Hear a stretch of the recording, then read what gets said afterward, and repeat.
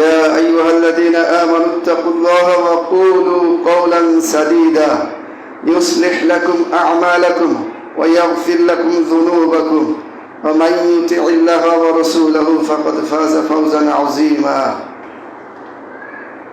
فأعوذ بالله من الشيطان الرجيم بسم الله الرحمن الرحيم واعبدوا الله ولا تشركوا به شيئا وقال رسول الله صلى الله عليه وسلم لا تشرك بالله وإن قتلت وغرقت আলহামদুলিল্লাহ, সমস্ত প্রশংসা সেই আল্লাহ সুবহানাহু ওয়া তাআলার জন্য, যিনি আমাদের জন্য এই জমিনকে বিছানা এবং আসমানকে ছাদ হিসাবে সৃষ্টি করেছেন এবং আসমান থেকে পানি বর্ষণ করে এই জমিনে ফল ফসলাদি উৎপন্ন করে আমাদের রিজিকের ফয়সালা করে দিয়েছেন। অতঃপর প্রশংসা জ্ঞাপন করেছি সেই আল্লাহ সুবহানাহু ওয়া তাআলার নিকট, যিনি আমাদেরকে সাপ্তাহিক জুমাবার শাওয়াল মাসের শেষ জুমায় মসজিদ আত-তাওহীদ ইসলামিক সেন্টার বাণীরপাড়ায় উপস্থিত হয়ে জুমার খুতবা শোনার এবং বলার তৌফিক দিয়েছেন। সকলে বলি আলহামদুলিল্লাহ। দুরূদ তাসলিম অবতীর্ণ হোক মানবতার মহান মুক্তির দূত সাইয়্যিদুল মুরসালিন খাতামুন নবিয়্যিন মুহাম্মদুর রাসূলুল্লাহ সাল্লাল্লাহু আলাইহি ওয়াসাল্লামের উপর। আল্লাহুম্মা সাল্লি আলাইহি আল্লাহুম্মা বারিক আলাইহি। অতঃকার জুমায় সংক্ষিপ্ত পরিসরে খুতবার বিষয় শিরক, শিরকের পরিচয় এবং শিরকের পরিণতি। শিরক শব্দের অর্থ অংশী সাব্যস্ত করা, অংশীদার, আল্লাহ তাআলার সমকক্ষ দাঁড় করানো, আল্লাহর সাথে কোনো কিছুকে অংশী করা,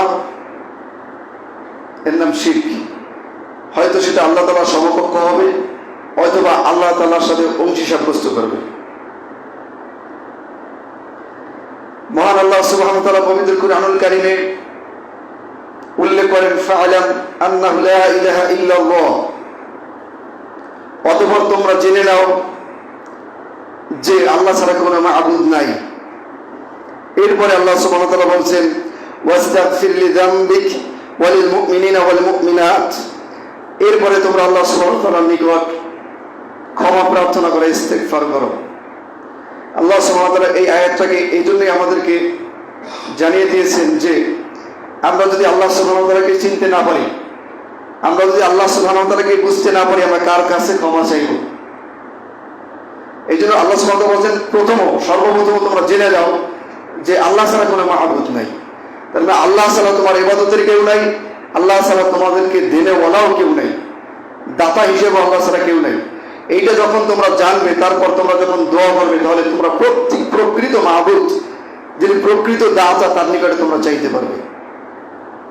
আল্লাহ সুবহানাহু ওয়া তাআলা অন্য আয়াতে বলেন ওয়া'বুদুল্লাহ ওয়া লা তুশরিকু বিহি শাইয়্যা, তোমরা আল্লাহ সুবহানাহু ওয়া তাআলার ইবাদত করো এবং তার সাথে কোনো প্রকারের শরীক স্থাপন করো না।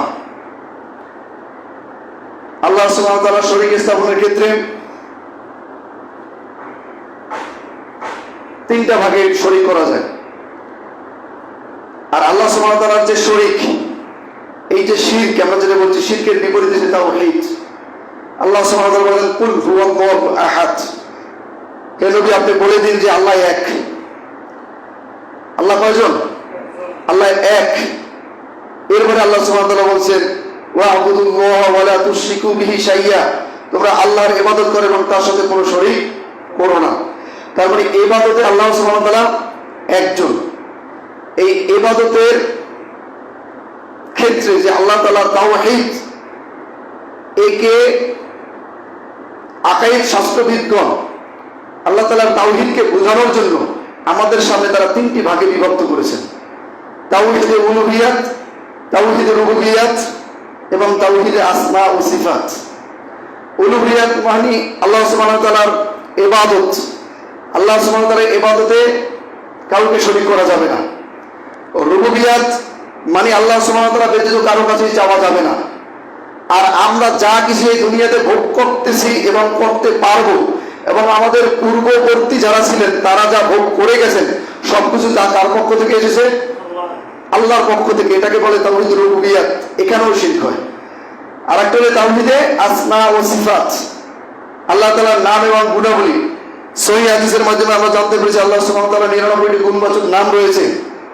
এই 99টি গুণবাচক নামের মাধ্যমে আল্লাহর কাছে চাওয়া, এর উপরে বিশ্বাস স্থাপন করা। এই তাওহীদের যে তিনটা ভাগ, এই তিনটা ভাগে মানুষ শিরক করে থাকে। এই তিনটা ভাগে মানুষ শরীক করে থাকে। যখন চায় মানুষ, তখন চাইতে গিয়ে ভুল পথে যায়, আল্লাহ ব্যতীত গায়রুল্লাহর কাছে চায়। যখন মানুষ ইবাদত করে, ইবাদত করতে গিয়ে আল্লাহ ব্যতীত অন্যের জন্য সেজদা, অন্যের জন্য তাজিম সাব্যস্ত করে। আবার যখন দোয়া করে, দোয়া করতে গিয়ে তখন আল্লাহ সুবহানাহু ওয়া তাআলার সিফাতের যে নামগুলো আছে একে বাদ দিয়ে তার পীর বুজুর্গ বা অন্য কোনো ব্যক্তির নামে তাকে দোয়াই করে আল্লাহর কাছে চায়। তাই তিন প্রকারের শিরকের অবস্থান পাইছেন। যেই তিন প্রকারের তাওহীদ, ওই তিন প্রকারের তাওহীদের বিপরীতে গিয়ে তারা শিরক করে থাকে। আর এই শিরক সবচেয়ে বড় গুনাহ, মহা গুনাহ। এই শিরকের উৎপত্তি সম্পর্কে সামান্য একটু ধারণা। এই পৃথিবীতে আদম আলাইহিস সালামের পর থেকে, আদম আলাইহিস সালামের শুরু থেকে শিরক ছিল না। আদম আলাইহিস সালাম এবং নূহ আলাইহিস সালামের মাঝামাঝি একটা সময় ছিল। ওই যুগে 5 জন ব্যক্তি ছিলেন খুব সালেহ ব্যক্তি। যেই 5 জন ব্যক্তির ব্যাপারে সহিহ হাদিসে এসেছে যে তারা পরহেজগার এবং মুত্তাকি ছিলেন। ওই 5 জন ব্যক্তির নাম আল্লাহ তাআলা পবিত্র কোরআনে কোট করেছেন। আল্লাহ তাআলা বলছেন ওয়াকালু, এটা শয়তানের কথা, এটা বলছে শয়তান, লা তাযারুন্না আলিহাতাকুম ওয়ালা তাযারুন্না ওয়াদ্দা ওয়ালা সুআ ওয়ালা ইয়াগুস ওয়া ইয়াউক ওয়া নাসরা, ওয়াদ, সুআ, ইয়াগুস, ইয়াউক, নাসরা। এই 5 জন ব্যক্তি পবিত্র কোরআনে এই 5 জন ব্যক্তির নাম আছে। হাদিসে বলছেন এই 5 জন ব্যক্তি ছিলেন নেককার, পরহেজগার, মুত্তাকি ব্যক্তি, ওই সময়ের সম্ভ্রান্ত মুসলিম। ওই 5 জন ব্যক্তি যখন ছিল তখন ওই 5 জন ব্যক্তির নির্দেশনায় তারা দিনের উপরে ছিল। কারণ ইসলামের সিস্টেমটা এরকমের, নবীর পরে নবী আসবে, তারা দিন প্রচার করবে। তো আদম আলাইহিস সালামের পরে নূহ আলাইহিস সালাম আসার মাঝখানে ওই সময়ের এই যুগে 5 জন ব্যক্তি তারা আসছেন। তারা নবী ছিলেন না, কিন্তু তারা ছিলেন মুত্তাকি, পরহেজগার। ওই সময়ে তারা মানুষকে দ্বীনের দাওয়াত দিতেন, আল্লাহ তাআলা তাওহীদ শিখাতেন। তো এই ব্যক্তিগণ যখন মারা গেলেন তখন শয়তান এসে চুপে চুপে তখন ওই প্রজন্মকে শয়তান ওয়াসওয়াসা দেওয়া শুরু করলো যে এই যে 5 জন ব্যক্তি উপস্থিত ছিল পরহেজগার, মুত্তাকি, তাদেরকে তোমরা খুব ভালোবাসতে এবং যাদের মাধ্যমে তোমরা ইবাদতে উৎসাহী হতে, এই ব্যক্তিরা তো এখন নাই। এখন তোমরা যখন ইবাদত করতে যাবে, ইবাদতে তোমরা আর মগ্ন হতে পারবে না, ইবাদতে তোমরা আর মগ্ন হতে পারবে না। তাহলে তোমরা একটা কাজ করো, তোমরা এই 5 জন ব্যক্তির নামে প্রতিকৃতি, প্রতিমা তৈরি করো এবং নাম দাও এই 5 জনের নামে, যে অমুক ব্যক্তি ওয়াদ, অমুক সুআ, এরকমের নাম দাও 5 জন।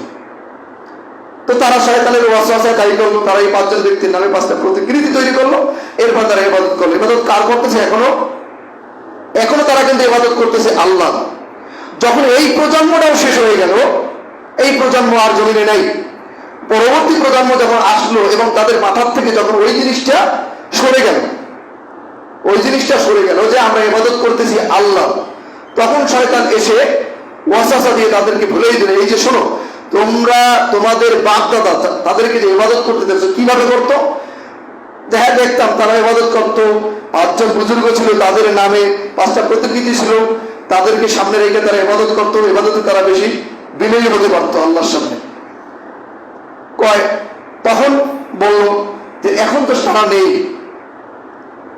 এখন তোমার সেই পূর্বপুরুষটা নেই, কিন্তু তোমরা তো জানো না আসলে তারা আল্লাহর ইবাদত করতো না, বরং তোমরা যে প্রতিকৃতিগুলো সামনে দেখতেছিলে বা দেখছো, এই প্রতিকৃতিগুলোকেই তারা মাহবুদ বানিয়ে তারপরে ইবাদত করতো। এরাই ছিল তোমাদের মাহবুদ। দেখেন, প্রথমত ইবাদত করতো আল্লাহ। প্রথম ওয়াসওয়াসা দিল যে এদেরকে যদি সামনে রাখো, ইবাদতে তোমরা মশগুল হতে পারবে। এরপর ওই প্রজন্ম যখন শেষ হয়ে গেল, পরবর্তী প্রজন্ম আসলো, তাদের মাথায় যখন ওটা ছিল না, তখন তাদেরকে বললো যে তোমরা দেখো তোমার বাপ দাদার এই প্রতিকৃতিগুলো সামনে রাখতো। এই প্রথম মূর্তি পূজা পৃথিবীর ইতিহাসে শুরু হয়। এখান থেকে আল্লাহর সাথে শরীক স্থাপন শুরু হয়ে গেছে। শিরক সবচেয়ে বড় জুলুম, সবচেয়ে বড় পাপ। আব্দুল্লাহ ইবনে মাসউদ রাদিয়াল্লাহু তাআলা আনহু থেকে বর্ণিত, তিনি বলেন, লাম্মা নাযালাতি আল্লাযিনা আমানু ওয়া লাম ইয়ালবিসু ঈমানাহুম বিযুলম, যখন এই আয়াতটা নাজিল হয় যে আল্লাযিনা আমানু ওয়া লাম ইয়ালবিসু ঈমানাহুম বিযুলম, যারা ঈমান এনেছে এবং ঈমান আনার পরে যারা তাদের ঈমানকে জুলমের সাথে মিশ্রিত করে নাই, উলাইকা লাহুমুল আমনু ওয়া হুম মুহতাদুন, তারাই হচ্ছে যে ঈমানদার এবং তারাই হেদায়েত প্রাপ্ত। এই আয়াতটা যখন নাজিল হলো তখন সাহাবীগণ প্রশ্ন করলো, ইয়া রাসূলুল্লাহ সাল্লাল্লাহু আলাইহি ওয়াসাল্লাম আইয়ুনা লাম ইয়াযলিম, আমাদের ভিতরে এমন কে আছে যে আমরা নিজেদের প্রতি জুলুম করি না?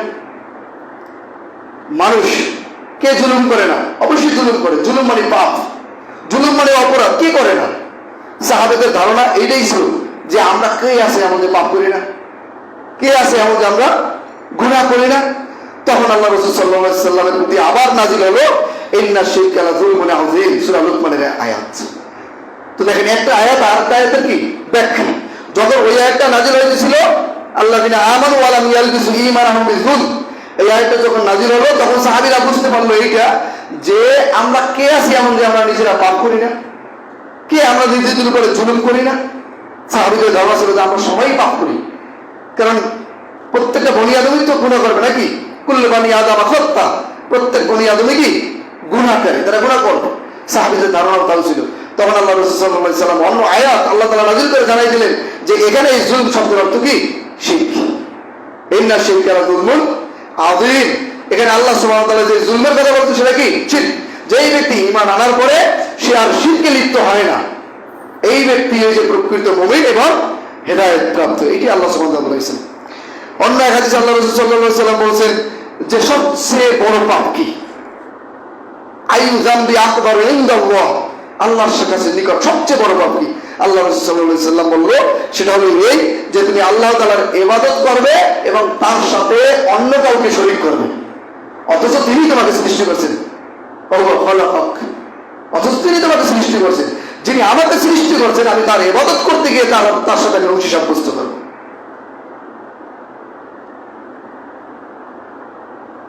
তাহলে শিরক বুঝতে পারছেন, আল্লাহ তাআলার ইবাদতও করবে, আল্লাহ তাআলার সাথে অংশী সাব্যস্ত করবে, এটা হচ্ছে শিরক।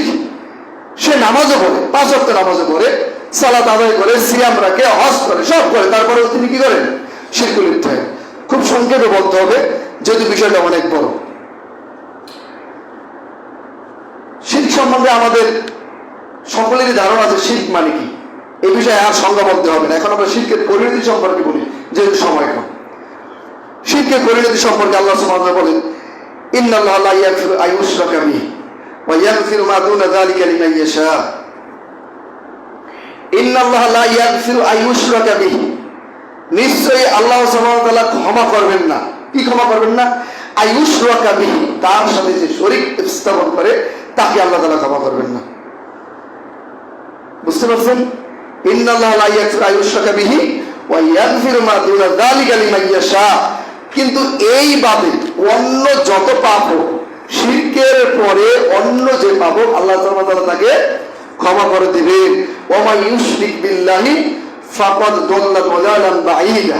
অন্য আয়াতে বলেছেন ওয়া মা ইউশরিক বিল্লাহি ফাকাদ ইফতারা ইসমান আযীমা। যেই ব্যক্তি আল্লাহর সাথে শিরক করলো সে যেন সবচেয়ে বড় গোমরাহ হয়ে গেল। আর অথবা যেই ব্যক্তি আল্লাহর সাথে শিরক করলো সে যেন সবচেয়ে মহা পাপের সৃষ্টি করলো। আল্লাহ সুবহানাহু ওয়া তাআলা বলেছেন ইন্নাহু মান ইউশরিক বিল্লাহি ফাকাদ হারামাল্লাহু আলাইহিল জান্নাহ। যেই ব্যক্তি আল্লাহ সুবহানাহু ওয়া তাআলা শরীক স্থাপন করে আল্লাহ সুবহানাহু ওয়া তাআলার জন্য জান্নাতকে হারাম করে দেন। ইন্নাহু মান ইউশরিক বিল্লাহি ফাকাদ হারামাল্লাহু আলাইহিল জান্নাহ। যেই ব্যক্তি আল্লাহ সুবহানাহু ওয়া তাআলা শরীক স্থাপন করে আল্লাহ সুবহানাহু ওয়া তাআলা তার জন্য জান্নাতকে হারাম করে দেন। ওয়া মাওয়াহুন নার, এবং তার জন্য জাহান্নামকে সাব্যস্ত করে দেন। ওয়া মা লিয-যালিমিনা মিন আনসার। আর এই রকমের জালেম, এই শ্রেষ্ঠ জালেমের জন্য আল্লাহ তাআলার পক্ষ থেকে কোনো সাহায্য আর কিয়ামতের দিন থাকবে না। তার মানে তার শাফাআতকারী হিসাবে স্বয়ং আল্লাহ রাসূল সাল্লাল্লাহু আলাইহি ওয়াসাল্লাম থাকবেন না। শিরক কত বড় পাপ! আল্লাহ রাসূল সাল্লাল্লাহু আলাইহি ওয়াসাল্লামকে লক্ষ্য করে আল্লাহ সুবহানাহু ওয়া তাআলা বলেন ওয়ালা ওয়াশরাকু লাহাবিতা আনহুম মা কানু ইয়ামালুন। আপনিও যদি শিরক করে থাকেন তাহলে আপনার পিছনে সমস্ত আমলকে আমি বরবাদ করে দেব। নাউযুবিল্লাহ। আল্লাহ রাসূল সাল্লাল্লাহু আলাইহি ওয়াসাল্লাম, আল্লাহ নবী এবং রাসূল যারা আছেন সকলেই কিন্তু মাসুম। আল্লাহ তাআলা তাদের সকল গুনাহকে ক্ষমা করে দিয়েছেন। তারপরে তাদেরকে সতর্ক করে বলছেন যদি আপনিও শিরক করে থাকেন তাহলে আপনার পিছনে সমস্ত আমলকে বরবাদ করে দেব। আল্লাহ সুবহানাহু ওয়া তাআলা বলেন ওয়ালাকাদ উহিয়া ইলাইকা ওয়া ইলাল লাযিনা মিন ক্বাবলিকা লাইন আশরাকতা লাইহবাতান্না আমালুক। ওই একই কথা, পূর্বের যে আয়াত একই অর্থ। আপনি যদি শিরক করেন তাহলে আপনার পিছনের আমলকে আল্লাহ সুবহানাহু ওয়া তাআলা সব বরবাদ করে দেবেন। আর শিরক এত বড় গুনাহ যে এই গুনাহকারীর জন্য কারো দোয়া করাও নাজায়েজ, এমনকি স্বয়ং রাসূল সাল্লাল্লাহু আলাইহি ওয়াসাল্লামের জন্য নাজায়েজ। আল্লাহ সুবহানাহু ওয়া তাআলা বলেন মা কানা লিন নাবিয়্যি ওয়াল লাযিনা আমানু আইয়াস্তাগফিরু লিল মুশরিকিন। কোন নবী অথবা রাসূল অথবা কোন মুমিনদের জন্য বৈধ নয় যে একটা মুশরিকের জন্য সে দোয়া করবে। ওরা এত বড় অপবিত্র। ইন্নামাল মুশরিকুনা নাজাস, নিশ্চয়ই মুশরিকরা অপবিত্র, ওরা পবিত্র নয়। ওরা পৃথিবীর সমস্ত সুগন্ধিও যদি লাগায়, পৃথিবীর সমস্ত সাবান দিয়েও যদি গোসল করে, তারপর ওরা পবিত্র হবে না। ওরা যত ভালো পোশাক করুক, উন্নত মানের পোশাক করুক, যত বড় যুদ্ধ আল খাল্লা চাই থাকুক না কেন, ও অপবিত্র। আল্লাহ সুবহানাহু ওয়া তাআলা বলেছেন ওমা ইউমিনু আকতারুহুম বিল্লাহি ইল্লা ওয়া হুম মুশরিকুন। অধিকাংশ মানুষ আল্লাহর প্রতি ঈমান আনে শিরকযুক্ত অবস্থায়। তার মানে ওই ব্যক্তির সালাত আছে, সিয়াম আছে, হজ আছে, সাদাকা আছে, সালাম আছে, কালাম আছে, সব আছে, কোরআন তেলাওয়াত সব কিছু আছে, কিন্তু তারপর ওই ব্যক্তি কি মুশরিক। কি বলছে কথা? আল্লাহ বলছেন, আল্লাহ সুবহানাহু ওয়া তাআলা বলছেন ওয়ামা ইউমিনু আকতারুহুম বিল্লাহি ইল্লা ওয়া হুম মুশরিকুন। অধিকাংশ মানুষ, অধিকাংশ, আকতারুহুম তোমাদের মধ্যে বা তাদের মধ্যে অধিকাংশ মানুষ, খুব কম সংখ্যক আল্লাহর প্রতি ঈমান আনবে শিরক মুক্ত অবস্থায়, কিন্তু অধিকাংশ মানুষ আল্লাহর প্রতি ঈমান আনবে কোন অবস্থায়? শিরক যুক্ত অবস্থায়, শিরক অবস্থায়। আল্লাহ তাআলা এটাই বলছেন। এখন আসি কি শিরক করতে পারে। অধিকাংশ মানুষ সালাত সিয়ামের পরে কিভাবে শিরক হয় তার কিছু ধারাবাহিক আলোচনা আপনাদের সামনে উপস্থাপন করব। ওয়া মা তাওফীকি ইল্লা বিল্লাহ। প্রথমত এটা আমার কোটেশন করা, কাফিরদের ধর্মীয় উৎসবে শ্রদ্ধা অথবা শুভেচ্ছা নিবেদন করা। অমুসলিম বিজাতীয়দের কোন ধর্মীয় উৎসবে, কোন তাদের ধর্মীয় উৎসবে শুভেচ্ছা নিবেদন করা বা শ্রদ্ধা জ্ঞাপন করা, এটা শিরক। কিভাবে? সূরা কাফিরুন তো আমরা সবাই জানি, অনেকেই পারি। قل يا أيها الكافرون لا أعبد ما تعبدون ولا أنتم عابدون ما أعبد ولا أنا عابد ما عبدتم। শেষের আয়াতে বলেন লাকুম দীনুকুম ওয়ালিয়া দীন। এই আয়াতের প্রেক্ষাপট কি? মক্কার কাফেররা যখন আল্লাহ রাসূল সাল্লাল্লাহু আলাইহি সাল্লামকে প্রস্তাব করলেন, আসেন আমরা একদিন আপনার রবের ইবাদত করি, আপনি একদিন আমাদের ইবাদত করেন। তার মানে আপনি যদি একদিন আমার রবের ইবাদত করেন আর আপনার রবের ইবাদত একদিন করেন, তাতে আপনার ঈমান যাবে না। আর বুঝাইতে চাইছেন নাউযুবিল্লাহি মিন যালিক। তো আল্লাহ তাআলা আমাদেরকে এটাই বুঝাইছেন যে কাফেরদের ধর্মীয় উৎসব এর প্রতি শ্রদ্ধা জানালে কিভাবে তোমাদের ঈমান যাইতে পারে। কাফেরদের ব্যাপারে বলছেন যে তাদের দিন তাদের, আমাদের দিন আমার। আমি যদি তাদের দিনকে যদি শ্রদ্ধা বা ভক্তি বা শুভেচ্ছা জানি, তাহলে তাদের দিনকে সমর্থন করলাম না। আল্লাহ তাআলা বলছেন কি? ইসলাম ব্যতীত আর কোন দিন বা ধর্মকে আল্লাহ তাআলা গ্রহণ করে না। আর কোন ইন্নাদ-দীন ইনদাল্লাহি ইসলাম ওয়া মা ইয়াবতাগি গায়রাল ইসলামি দীনান ফালা ইউকবালু মিনহু।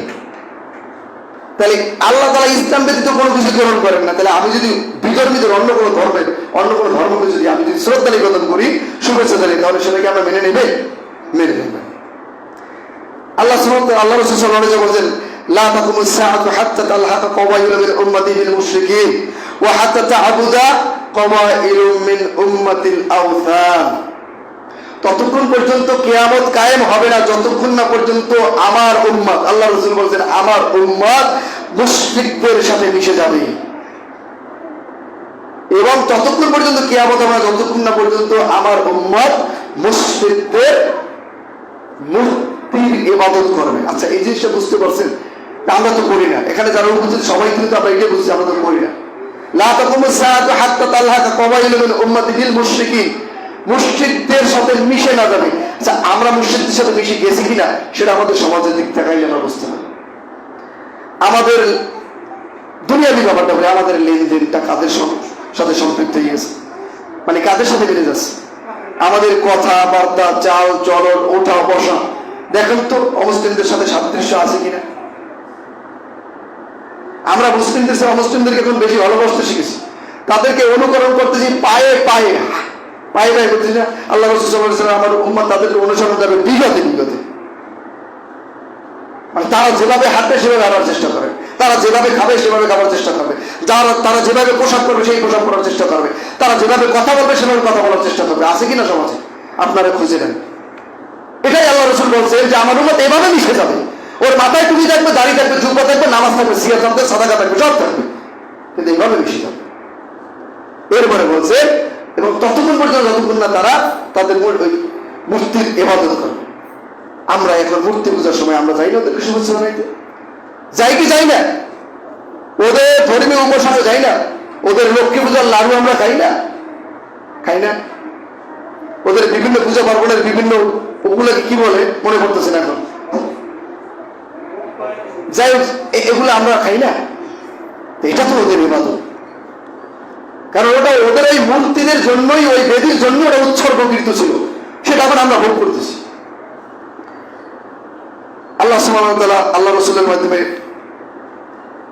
ওমর রাদিয়াল্লাহু তাআলা আনহু তিনি বলেন যে তোমরা অমুসলিমদের ধর্মীয় অনুষ্ঠান যখন হবে, লা তাদখুলু, তোমরা প্রবেশ করবে না, লা তাদখুলু আলাল মুশরিকিনা ফি কানাইসিহি, ওদের যখন ধর্মীয় উৎসব হবে তখন তোমরা ওই ধর্মীয় উৎসবে, ওদের ধর্ম, ওই পূজায়, ওই পার্বণে তোমরা প্রবেশ করবেন না। কেন? ফাইন্না সুখতাতা তানজিলু আলাইহি, কারণ ওই সময় ওদের উপরে আল্লাহর পক্ষ থেকে গজব নাযিল হয়। ওই সময় কি নাযিল হয়? গজব নাযিল হয়। তো এই ধর্মীয় উৎসবে ওদেরকে যাবে মান তাশাব্বাহা বিকওমিন ফাহুয়া মিনহুম, আর ওদেরকে যদি আমরা অনুসরণ করি তাহলে আমরা ওদের অন্তর্ভুক্ত হয়ে যাব, তাহলে আমরা ওই মুশরিকদের অন্তর্ভুক্ত হয়ে যাব। আমরা সালাত সিয়ামের পরে আমরা মুশরিকদের অন্তর্ভুক্ত হব। সালাত পরিত্যাগ করা, সালাত পরিত্যাগ করার মধ্যে এক প্রকার শিরক। আল্লাহ সুবহানাহু ওয়া তাআলা বলেন মুনিবিনা ইলাইহি ওয়াত্তাকুহু ওয়া আকিমুস সালাহ ওয়া লা তাকুনু মিনাল মুশরিকিন, তোমরা বিশুদ্ধ চিত্তে আল্লাহর ইবাদত করো, আল্লাহর অভিমুখে তোমরা দাঁড়াও, কিন্তু তোমরা মুশরিকদের অন্তর্ভুক্ত হইও না। আল্লাহ রাসূল সাল্লাল্লাহু আলাইহি সাল্লামের হাদিস, আল্লাহ রাসূল সাল্লাল্লাহু আলাইহি সাল্লাম বলেন ইন্না বাইনার রাজুলি ওয়া বাইনাশ শারকি ওয়াল কুফরি তারকুস সালাহ, ইন্না বাইনার রাজুলি ওয়া বাইনাশ শারকি ওয়াল কুফরি তারকুস সালাহ, একজন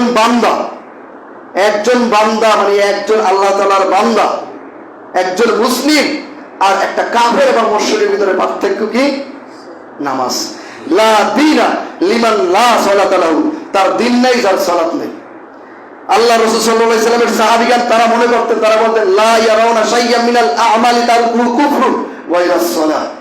আল্লাহ রাসূলের সাহাবীগণ ততক্ষণ পর্যন্ত কোন মানুষকে কাফের মনে করতেন না যতক্ষণ না পর্যন্ত সালাত পরিত্যাগ না করতেন। তো সালাত পরিত্যাগ করা এক প্রকার শিরক। তৃতীয়, মৃত পীর, দরবেশ, ওলি বা কোনো ব্যক্তির নিকট, তার মানে গায়রুল্লাহর নিকট দোয়া করা বা চাওয়া। আল্লাহ সুবহানাহু ওয়া তাআলা বলেন ফালা তাদউ মা'আল্লাহি ইলাহান আখার ফাতাকুনা মিনাল মুআযযিবিন, তোমরা ফালা তাদউ মা'আল্লাহি ইলাহান আখার, তোমরা আল্লাহর সাথে অন্য কাউকেও ডেকো না, একমাত্র আল্লাহকেই ডেকো, অন্য কাউকে ডেকো না। যদি এটা করো তাহলে আল্লাহ তোমাদের জন্য ভয়ানক শাস্তির ব্যবস্থা করেছেন। আল্লাহ তাআলা বলেন ওয়ালা তাদউ মা'আল্লাহি ইলাহান আখার লা ইলাহা ইল্লাহু কুল্লু শাইইন হালিক ইল্লা ওয়াজহা, সমস্ত কিছু ধ্বংস হয়ে যাবে একমাত্র আল্লাহ তাআলার চেহারা ব্যতীত, তোমরা আল্লাহর সাথে অন্য কাউকেও কখনো দেখো না। তিনি ছাড়া তোমাদের আর কোনো ইলাহ নেই, একমাত্র আল্লাহ ব্যতীত আর কোনো ইলাহ নেই। এভাবে করে আমরা মৃত ব্যক্তির নিকটে চাই, মৃত ব্যক্তির মাজারে যাই, কার নিকটে চাই? ইয়া খাজা, কার নিকটে চাই? খাজার কি দেওয়ার কোনো শক্তি আছে? খাজার কোনো দেওয়ার শক্তি নাই। এইভাবে আমরা গায়রুল্লাহর কাছে চাইতে গিয়া নিজেরা মুশরিক হয়ে যাচ্ছে ধীরে ধীরে। কবর কেন্দ্রিক উৎসব বা ওরস, কবরের সেজদা, এর মাধ্যমে শিরক হচ্ছে। আল্লাহ রাসূল সাল্লাল্লাহু আলাইহি ওয়াসাল্লাম লা তাজলিসু আলাল কুবুর, তোমরা কবরের উপরে কখনো বসো না, ওয়ালা তুসাল্লু ইলাইহা, এবং ওই জায়গায় তোমরা সালাত আদায় করো না। তোমরা কবরের উপরে বসো না এবং কবরে সালাত আদায় করো না। এরপরে আল্লাহ রাসূল সাল্লাল্লাহু আলাইহি ওয়াসাল্লাম বলেন লা তাজআলু বুয়ুতাকুম কুবুরা, তোমরা তোমাদের ঘরগুলোকে কবর বানিয়ে নিও না। ওয়ালা তাজআলু কবরি ঈদান, এবং আমার কবরকে তোমরা ঈদের জায়গা, উৎসব, ঈদ মানে আনন্দ, উৎসবের জায়গা বানিয়ে নিও না। তাহলে উৎসবগুলো যে হয়, এই যে মাজার, এটা কবর কেন্দ্রিক না? কবর কেন্দ্রিক মাজার গুলোতে কি করে? উৎসব করে। অথচ এটা কি বলা হয়? ওরস। এটাকে কি বলে? ওরস। আল্লাহ রাসূল সাল্লাল্লাহু আলাইহি ওয়াসাল্লাম বলেছেন ওয়ালা তাজআলু কবরি ঈদান, কোন কবর না, পৃথিবীর কোন কবর তো দূরের কথা, আমার কবরকেও তোমরা উৎসবের জায়গায় বানিয়ে নিও না। আর এই সমস্ত মাজার পুরুজারীরা, এই ভণ্ডারা, ওরা কি করে? ওরা কবর কেন্দ্রিক উৎসব তৈরি করে, ওখানে সিজদা দেয়।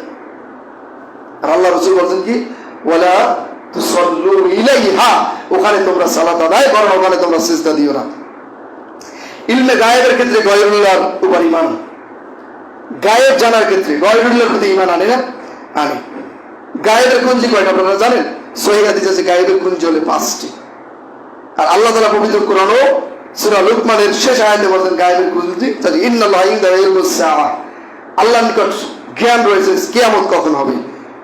ওয়ায়ুনাজ্জিলুল গায়স, ওয়ায়ুনাজ্জিলুল গায়স, আর কখন বৃষ্টি হবে। ওয়াইয়ালামু মা ফিল আরহাম, এবং সন্তান পেটে কি আছে এটা কে জানে? আল্লাহ। এখানে বলতে বর্তমানে আধুনিক যে বিজ্ঞান যেটা বের করছে সন্তান ছেলে না মেয়ে, এটা নয়, ওটা গর্ভে আসার পরে বিজ্ঞান বলতে পারে, কিন্তু গর্ভে না আসার আগে বিজ্ঞান বলতে পারে না এই মহিলার রেহমে কতটা সন্তান আছে কি নাই। ডাক্তার ঘোষণা দিয়ে দিয়েছে জীবনেও সন্তান হবে না, 5টা 10টা হয়ে গেছে, হয়েছে না? এই জ্ঞান আল্লাহর কাছে আছে। এভাবে গায়েবের কুঞ্জি 5টি। গায়েবের সম্বন্ধে কে জানে? আল্লাহ বলেন ইন্নী আ'লামু গায়বাস সামাওয়াতি ওয়াল আরদ ওয়া আ'লামু মা তুবদুনা ওয়া মা কুনতুম তাকতুমুন। আল্লাহ নিকট রয়েছে এই সমস্ত গায়েবের ইলম কার কাছে? আমি আপনি যে যাই গোপন করি, যা কিছু গোপন করে রেখে রাখি সবকিছু কে জানে? আল্লাহ। সমস্ত গায়েবের খবর কে জানে? আল্লাহ। কোনো ব্যক্তি জানে না।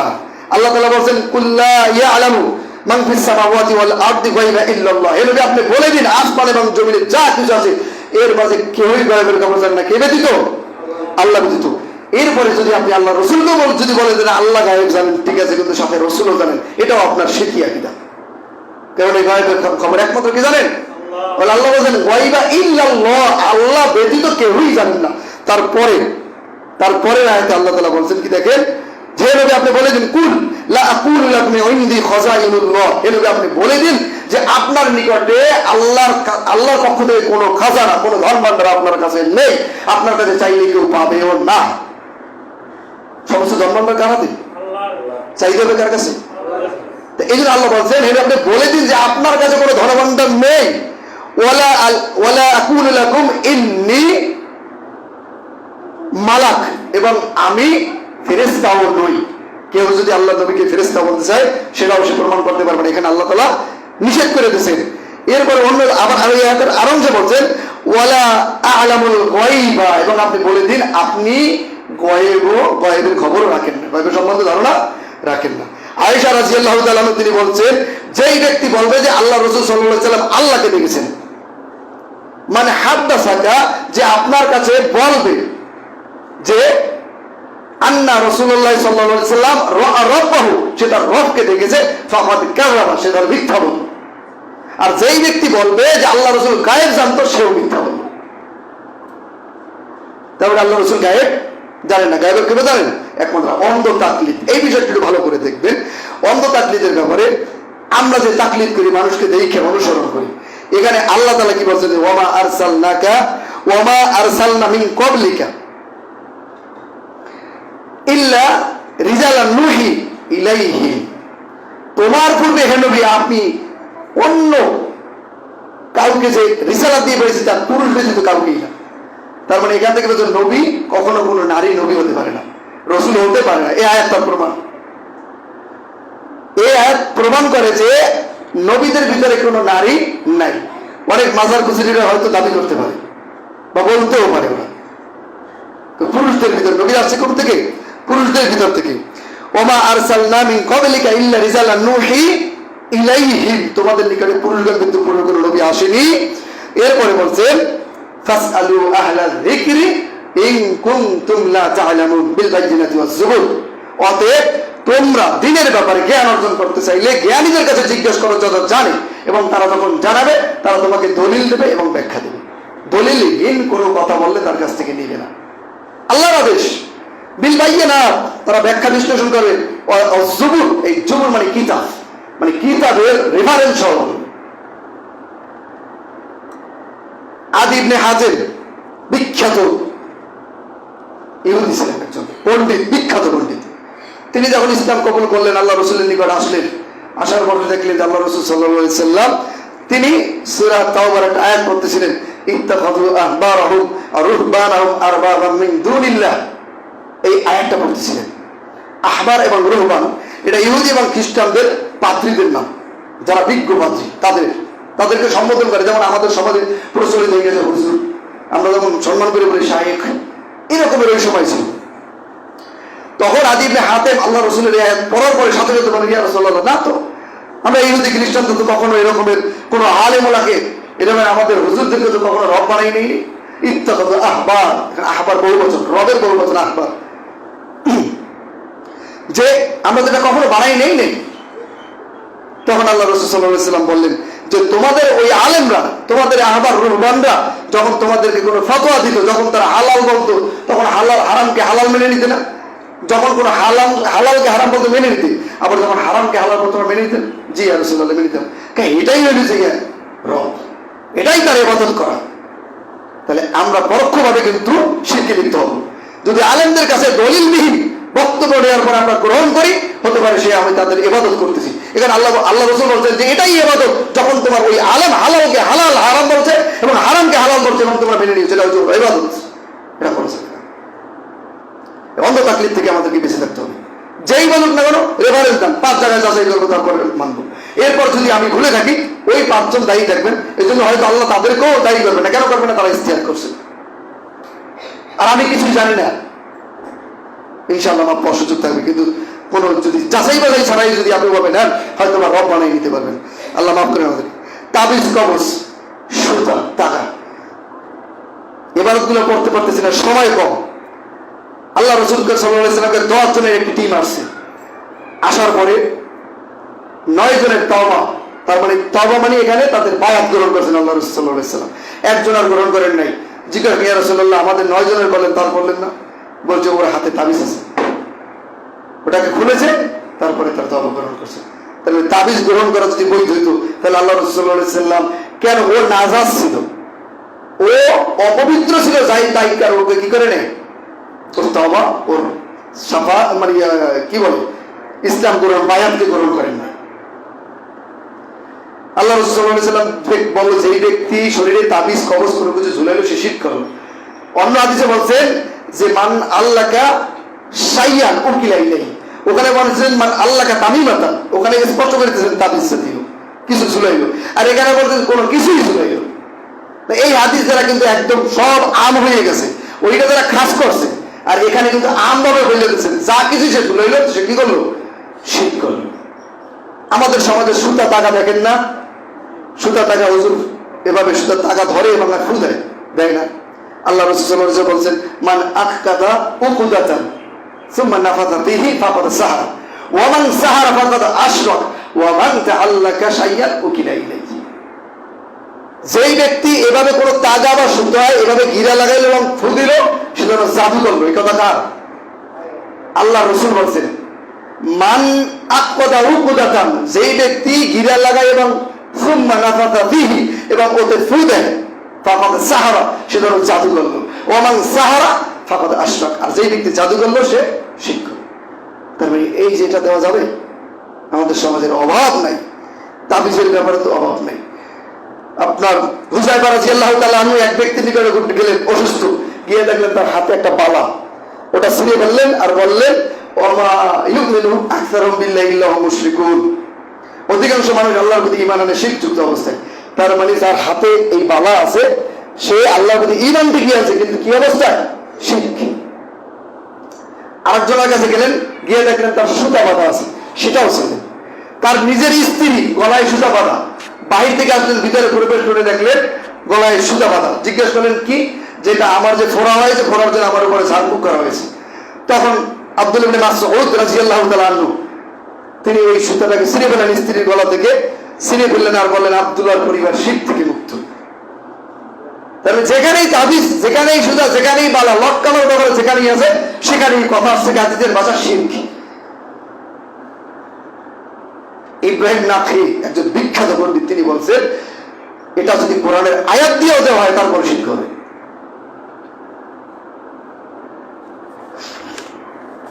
আমরা এই শীত থেকে বেঁচে থাকবো, যেটা আমাদের সমাজে প্রচলিত, একদম প্রচলিত।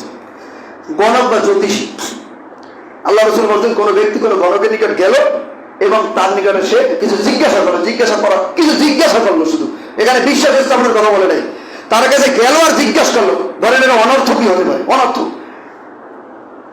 দুষ্টামির চলে বললাম, গেলাম জিজ্ঞাসা করলাম, এই জিজ্ঞাসা করার কারণে আল্লাহ সুবহানাহু ওয়া তাআলা 40 দিনে তার ইবাদত কবুল করবেন না।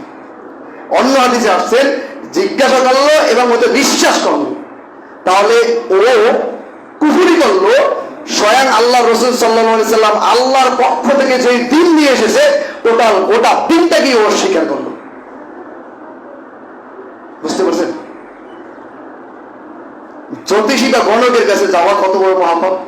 আপনি গেলেন, অনার্থক যদি জিজ্ঞাসা করেন, শুধু এতটুকু তার কাছে জানতে চান তো একটু বলো তো আমার ব্যাপারে, খালি জিজ্ঞাসা করার সাথে সাথেই তার 40 দিনের ইবাদত কবুল হবে না। আর যদি জিজ্ঞাসা করার পর ওখানে ঈমান আনেন, তাহলে আপনি যেন গোটা ইসলামটাকেই আপনি অস্বীকার করলেন। আল্লাহ রাসূল বলেন বিমা আনজালা আলা মুহাম্মাদিন সাল্লাল্লাহু আলাইহি সাল্লাম, আল্লাহ রাসূলের উপরে যে দিন আসছে ওই দিনটা গোটা দিনটাকে সে অস্বীকার করছে। জাদুর ব্যাপারে আগেও বলছি, এই জাদুবিদ্যা ছিল সুলাইমান আলাইহিস সালামের সময়। ওয়াত্তাবাউ মা তাতলু শায়াতিনু আলা মুলকি সুলাইমান ওয়া মা কাফারা সুলাইমানু ওয়ালাকিন্না শায়াতিনা কাফারু ইউআল্লিমুনা আন-নাসা আস-সিহর। এই শয়তানরা মানুষকে জাদুবিদ্যা শিখাইতো, এই শয়তানরা মানুষকে জাদুবিদ্যা শিখাইতো, আর ওরা মিথ্যা অপবাদ দিত সুলাইমান আলাইহিস সালামের উপরে। সুলাইমান আলাইহিস সালাম এই জাদুবিদ্যার মধ্যে কুফরি কাজ করত। আল্লাহ বলেন না, ওয়া মা কাফারা সুলাইমান, সুলাইমান এই কুফরি করেন নাই। এটা কি করছেন? শয়তান করছেন। মানুষকে কি শিক্ষা দিতেন? জাদু শিক্ষা দিতেন। এর আগে বললাম জাদুর ব্যাপারে। জাদুকরদের ব্যাপারে ওমর রাদিয়াল্লাহু তাআলা বলছেন, ওমর রাদিয়াল্লাহু তাআলা কিতাব আকারে ডাইরেক্ট কিতাব আকারে লিখে দিয়েছেন এরকমের, যে জাদুকর হোক সে নারী অথবা হোক সে পুরুষ, ওকে হত্যা করো। ফাকতুলুহু কুল্লা সাহিরিন আও সাহিরাতিন, জাদুকর নারী হোক অথবা পুরুষ হোক হত্যা করো। ওমর রাদিয়াল্লাহু তাআলা এর রাষ্ট্রে এই আইন তিনি কায়েম করেছিলেন, কারণ জাদুকর এত পরিমাণে তখন বেড়ে গেছে। গর্ব বা অহংকার করা, আমাদের ভিতরে কম বেশি এই রোগটা আছে। গর্ব অহংকার করার রোগটা আমাদের ভিতরে আছে। আল্লাহ সুবহানাহু ওয়া তাআলা বলেন ওয়ালা তামশি ফিল আরদি মারহা, তোমরা জমিনে গর্ব ভরে পদার্পণ করো না। ইন্নাল্লাহা লা ইউহিব্বু কুল্লা মুখতালিন ফাখুর। আল্লাহ সুবহানাহু ওয়া তাআলা এই ঔদ্ধত্য প্রকাশকারীকে আল্লাহ তাআলা পছন্দ করেন না, গর্ব অহংকার প্রদর্শনকে আল্লাহ তাআলা পছন্দ করেন না।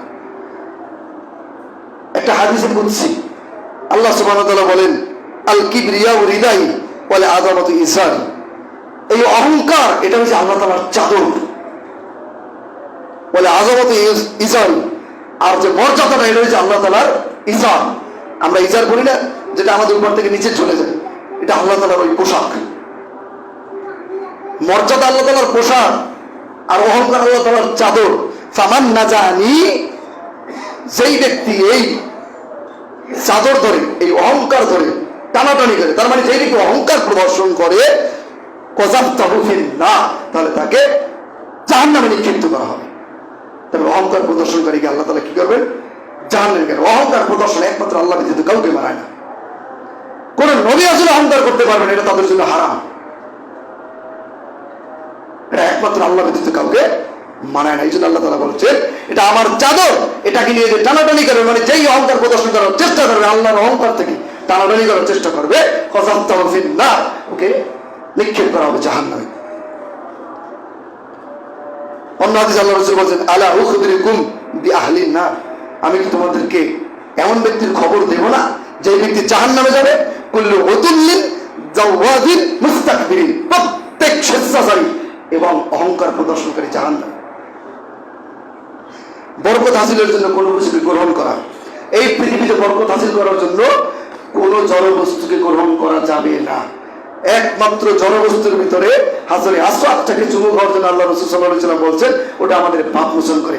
ওই নির্দেশিত ওইটা ব্যতীত আর কিছু আমাদের জন্য কোনো উপকার করতে পারবে না। বনী ইসরাঈলের একটা গোষ্ঠী আল্লাহ রাসূলের সঙ্গে হুনাইনের যুদ্ধে যাচ্ছিলেন, তখন বললেন ইয়া রাসূলুল্লাহ, একটা গাছ, কুল গাছ, ওর নাম হচ্ছে জাতু আনওয়াত, ওই গাছের নিচে যাচ্ছিলেন, ইয়া রাসূলুল্লাহ এই গাছটাকে যদি আমাদের জন্য এভাবে বানিয়ে দিতেন যেভাবে বনী ইসরাঈল তাদের নবী তাদের জন্য বানাই দিয়েছিলেন বরকতের জন্য। তারা ওখানে অস্ত্র শস্ত্র রাখত, আমরাও এভাবে রাখতাম। তখন আল্লাহ রাসূল সাল্লাল্লাহু আলাইহি ওয়াসাল্লাম বলছেন, তোমরা কি বনী ইসরাঈলের ওই জাতির মতো হতে চাও যারা তার নবীকে, তার রাসূলকে বলতেছিলেন, হে মুসা, আমাদের জন্য আপনি ইলাহ, রব বানিয়ে দিন। নাউযুবিল্লাহি মিন যালিক। তার মানে বরকত হাসিলের জন্য কোনো কিছু গ্রহণ করাও রবের স্বামী। তাবারাকাল্লাযী বিয়াদিহিল মুলক, সমস্ত বরকত মোবারক কার নিকট, কার হাতে? আল্লাহর হাতে। শুভ অশুভ লক্ষণ গ্রহণ করা, শুভ অশুভ লক্ষণ গ্রহণ করা কিন্তু হারাম। সহজে বলি, আমরা অনেক সময় শুভ অশুভ লক্ষণের ব্যাপারে আমাদের সমাজে আছে। চলতে পথে যদি একটু বাধাগ্রস্ত হয়, দাঁড়াও, তোমার বাধা পড়ছে, বা এভাবে শুভ অশুভ লক্ষণ বিভিন্ন জিনিস, এটা এই লক্ষণ, এটা এই লেভেলের শুভ অশুভ লক্ষণ। শুভ অশুভ লক্ষণ বলতে ইসলামে কিছুই নাই। মান্যত করা, দান করা, গায়রুল্লাহর জন্য দান করা বা মান্যত করা যাবে না। আপনি যা কিছুই দান করেন, যা কিছুই মান্যত করেন, আল্লাহ জানেন কার উদ্দেশ্য করেন। যদি আল্লাহ বেঁচে অন্য কারোর উদ্দেশ্য আল্লাহ তাআলার নিকটে কবুল হবে তো নাই, বরং আপনি একটা শিরক করবেন। কেন? আল্লাহ রাসূল সাল্লাল্লাহু আলাইহি সাল্লামের একটা হাদিস বলি, দুই যুবকের একটা কাহিনী। দুইটি যুবক একটি মূর্তি বেদি বা মূর্তি পূজার একটি উপাসনালয়ের পাশ দিয়ে যাচ্ছিলেন। তখন ওই জায়গার যে খাদিম ছিল তাকে তাদের দুজনকে আটকাই দিলেন। আটকাই দেওয়ার বললেন, তোমরা এখান থেকে যেতে পারবে। এখান থেকে, ওখানে যে বিধান ছিল যে এখান থেকে কেউ যদি যায় তো ওই মূর্তির উদ্দেশ্যে কিছু না দিয়ে যেতে পারবে না। তখন ওই দুই যুবককে আটকাই দিল। দুইজনই ছিলেন মুসলিম, তারা আল্লাহ তাআলার আনুগত্যশীল ছিল। এর ভিতরে একজন, তিনি বললেন, আমার কাছে তো কিছুই নাই, কিছু না থাকলে একটা মশা বা মাছিকে মেরে দাও, তারপর এখানে দিয়ে যাও। তো উনি চিন্তা করলেন, মশা বা মাছি এর তো কোনো ভ্যালুই নেই, এটা কি, এটা একটা দিয়ে দেবে, তো ওর উপকার কি হবে আর আমারই দেখি ক্ষতি হবে। ও দিয়ে চলে গেলেন। আর একজনকে বলেন যে তুমি, আমার কাছেও টাকা নেই, তো তুমি একটা মশা মাছি দাও। তো উনি বলছেন, না আমি তা দেবো না। তখন তাকে হত্যা করো। আল্লাহ রাসূল সাল্লাল্লাহু আলাইহি সাল্লাম বললেন, যেই যুবককে কিছু দান করার জন্য, উৎসর্গ করার জন্য বলা হলো দুইজনকে, যিনি উৎসর্গ টাকা করলেন না, কোনো অর্থকরী করলেন না, কিন্তু একটা মশামাছি করলেন, সে জাহান্নামে চলে গেল। আর যাকে হত্যা করা হলো সে জান্নাতে গেছে। তার মানে গায়রুল্লাহর উদ্দেশ্যে আপনি মশামাছিকে উৎসর্গ করতে পারবেন না। অর্থকরী তো দূরের কথা, সেটা হোক মাজার, সেটা হোক খানকা, সেটা হোক কবর, যা হোক না কেন, আল্লাহ ব্যতীত অন্য কোন উদ্দেশ্যে একটা মশা বা মাছিকেও আপনি দান করতে পারবেন না। রিয়া, লোক দেখানো ইবাদত। ইন্না রিয়া শিরকুন, রিয়া হইল শিরক। রিয়া কি? শিরক। আল্লাহ রাসূল সাল্লাল্লাহু আলাইহি সাল্লাম একদা ঘর থেকে বের হলেন, সাহাবায়ে কেরামদের দেখলেন, কতিপয় সাহাবী তারা আলোচনা করতেছিলেন। আল্লাহ রাসূল জিজ্ঞাসা করছেন, তোমরা কি নিয়ে আলোচনা করতেছো? যে আমরা তো দাজ্জাল নিয়ে আলোচনা করতেছি। আল্লাহ রাসূল সাল্লাল্লাহু আলাইহি সাল্লাম বললেন, আমি কি তোমাদেরকে এর চেয়েও ভয়ানক, মানে দাজ্জালের চেয়েও ভয়ানক কোনো ফিতনার কথা বলবো? বললেন, ইয়া রাসূলুল্লাহ, অবশ্যই বলবেন। বললেন, সেটা হলো লোক দেখানো ইবাদত, শিরকুল খাফি। লোক দেখানো ইবাদত, মানুষকে দেখানো ইবাদত। দান করতে গেলে তুমি লোক দেখানো, ইবাদত করতে গেলে লোক দেখানো, সমাজে ভালো কাজ করতে গেলে লোক দেখানো, যাই করবে সব লোক দেখানো, দাওয়াতি কাজ করবে লোক দেখানো, যা করবে সব লোক দেখানো। এরকমের যদি হয়, এটা কাজ যে ভয়ানক। এই পৃথিবীতে কিয়ামত পর্যন্ত দাজ্জালের চেয়ে বড় বড় ফিতনা আসবে না পৃথিবীতে, যার ব্যাপারে পূর্ববর্তী নবীগণ সতর্ক করে গেছেন তার জাতি উম্মাহকে। সেই দাজ্জালের চেয়ে ভয়ানক আল্লাহ রাসূল এখানে বলছেন যে লোক দেখানো ইবাদত। এখান থেকে আমাদের নিজেদেরকে পরিহার থাকতে হবে। শপথ করা, শপথের ক্ষেত্রে আল্লাহ ব্যতীত অন্য কারো নামে শপথ করা যাবে না। গায়রুল্লাহর নামে শপথ করা শিরক। একদা আব্দুল্লাহ ইবনে ওমর রাদিয়াল্লাহু তাআলার পুত্র দেখলেন এক ব্যক্তি, তিনি শপথ করছেন লা ওয়াল কাবা, কাবার শপথ। পৃথিবীতে কাবার চেয়ে সম্মানী আর কিছু আছে? তার শপথ করছে। ওটা শোনার পরে আব্দুল্লাহ ইবনে ওমর রাদিয়াল্লাহু তাআলা বলছেন, না, খবরদার, তুমি কখনো কাবার নামে শপথ করবে না। আমি আল্লাহ রাসূল সাল্লাল্লাহু আলাইহি সাল্লামকে বলতে শুনেছি, ইন্নী রাসূলুল্লাহ সাল্লাল্লাহু আলাইহি সাল্লাম, ইন্নী সামি'তু রাসূলুল্লাহ সাল্লাল্লাহু আলাইহি সাল্লাম, আমি আল্লাহ রাসূল সাল্লাল্লাহু আলাইহি বলতে শুনেছি, যেই ব্যক্তি আল্লাহ ব্যতীত অন্য কিছুর নামে শপথ করবে, হয় সে কুফরি করবে না তো শিরক করবে, কুফরি করবে না হয়তো শিরক করবে। আরেকটি হাদিস, এটা ওমর রাদিয়াল্লাহু তাআলা আনহু এর পক্ষ থেকে তিনি বলেছেন, তিনি বর্ণনা করছেন। ওমর রাদিয়াল্লাহু তাআলা আনহু একদা তার আরোহীতে উঠতেছিলেন, তখন তিনি শপথ করতেছিলেন তার পিতার নামে। তখন আল্লাহ রাসূল সাল্লাল্লাহু আলাইহি ওয়াসাল্লাম ওটা শুনছেন, শোনার পরে বললেন, খবরদার বাবার নামে কসম করবে না, যদি কসম করতে হয় কেবলমাত্র আল্লাহর নামে কসম করবে, অন্য কার নামে কসম করবে না। দেখেন, কাবাও যেমন সম্মানিত, পিতাও কিন্তু তেমন সম্মানিত। এই দুইটা জায়গায় কিন্তু খুব সম্মানিত। তারপরে এদের নামে শপথ করা যাবে না, কার নামে? একমাত্র আল্লাহর নামে শপথ করতে হবে। ওসিলা সাব্যস্ত করা, একটুখানি সময় নেই, সংক্ষেপে বলি। ওসিলা সাব্যস্ত করা, ওসিলা মানে কি? আমাদের দেশে ওসিলা মানে বলে পীর ধরা, ওসিলা মানে অমুক তমুক ধরা। হ্যাঁ, আপনারা করেন। ওসিলা মানে যদি এমন ধরেন, ওই পীর, যেই পীর শুধুমাত্র কোরআন এবং সুন্নাতে যা আছে ততটুকুই মানুষকে জানাবে, এ পর্যন্ত যদি হয় কোনো আপত্তি নেই। কিন্তু যদি এটা হয় যে আপনি নিজে সবক তৈরি করবেন, তারপর মুরিদদের মাঝে ছড়াই দেবেন, মুরিদরা ওইটা করবেন। ওসিলা মানে আল্লাহ তাআলা বুঝাইছেন, ওসিলা মানে নেক আমল। ইবনে আব্বাস রাদিয়াল্লাহু তাআলা বলেছেন ওসিলার তিনটা অর্থ।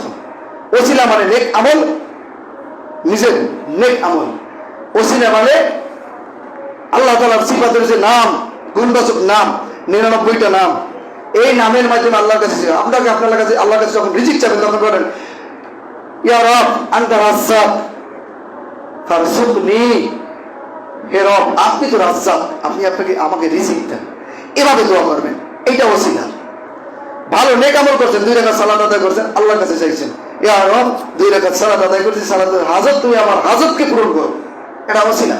আর একটা ওসিলা হচ্ছে নেক বান্দা যারা দুনিয়ায় জীবিত আছে, যারা কোনো শিরক এবং বিদআতের সাথে লিপ্ত নেই, এমন ব্যক্তি যদি উপস্থিত থাকে, মারা গেছে না, উপস্থিত থাকে।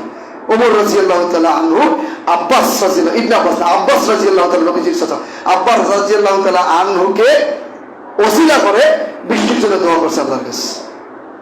তারপরে নেক বান্দা যদি থাকে এবং জীবিত থাকে, তুমি জীবিত অবস্থায়, ইয়া রব এই নেক বান্দার ওসিলায় আপনি আমাদেরকে সাহায্য করেন, এভাবে চাওয়া যাবে। এটা হলো ওসিলা। যাক, আরো কিছু ছিল ওসিলা। ওই যে 3 যুবকের কাহিনী আমরা জানি, করতে আটকা পড়ছে, ওখানে 3 জনে 3টে ওসিলা দিয়েছে। একজনে ওসিলা দিয়েছে, আমি আমার পিতা মাতাকে দুধ না খাইয়ে কখনো রাতে ঘুমাতাম না। একদিন দেখি যে আমার পিতা মাতা ঘুমিয়ে গেছে, আমি দুধ নিয়ে দাঁড়িয়েছিলাম। কেন দাঁড়িয়েছিলাম? আপনার সন্তুষ্টির জন্য। আমার সন্তানরা কাঁদতেছিল, তারপর আমি তাদেরকে দুধ দেই নেই। এটা যদি আপনার সন্তুষ্ট হয়, গুহার মুখ থেকে পাথরটা সরিয়ে দিন, আল্লাহ তাআলা কিছুটা সরিয়ে দিলেন। আর এক যুবক, তিনি পাপে মানে ব্যভিচারে লিপ্ত হইতে চেয়েছিল তার এক চাচাতো বোনের সাথে, কিন্তু যখন তিনি কাজ শুরু করবেন তখন তিনি ধমক দিয়ে বলেন, এই যুবক, তুমি কি আল্লাহকে ভয় করো না? তখন আমি উঠে গিয়েছিলাম। এটা যদি তোমার জন্য হয়, আর তোমার ভয়তে যদি উঠে যেয়ে থাকি, এটা ব্যাখ্যা অনেক বড় হাদিস, আমি সংক্ষেপে বলতেছি বোঝানোর জন্য।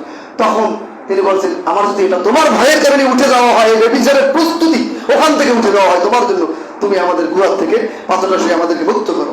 আরেকটু সরে গেছে। আর এক যুবক, তিনি মানুষের কাছে কাজ করতো, কিন্তু কাজ করে সে মায়না বেতন না নিয়ে চলে গেছে।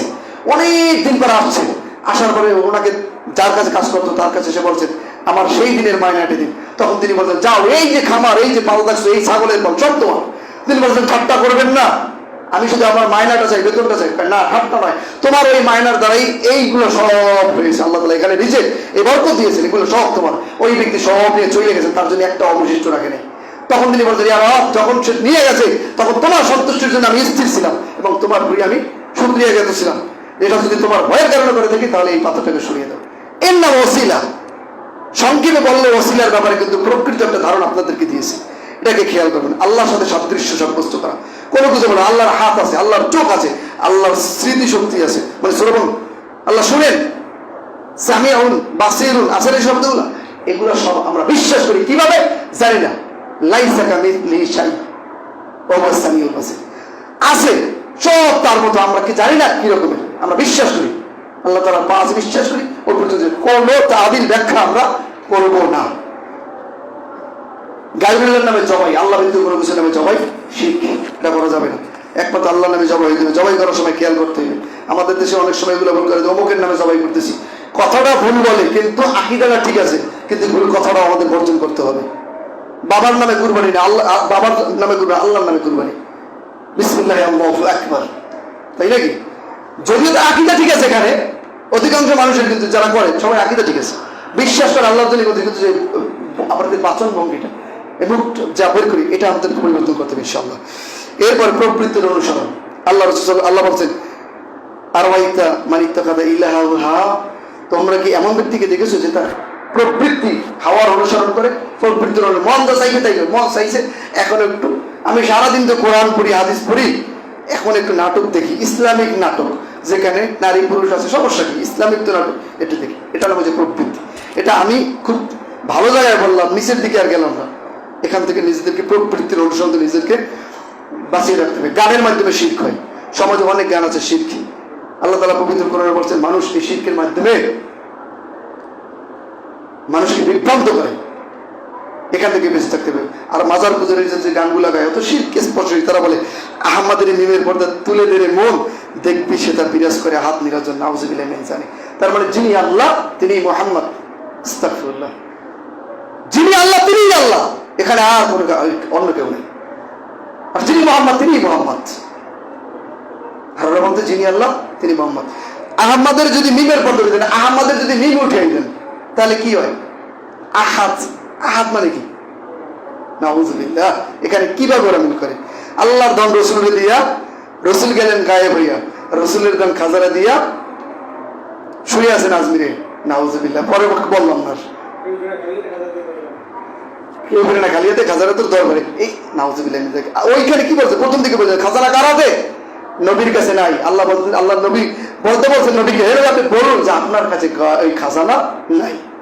তো আল্লাহ তাআলা আমাদেরকে সংক্ষেপে আপনাদের সামনে যা উপস্থাপন করছি এখান থেকে বোঝার তৌফিক দান করুন, আর এর উপরে আমাদেরকে আমল করার তৌফিক দান করুন।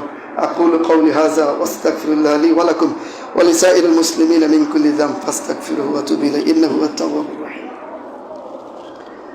আল্লাহুম্মা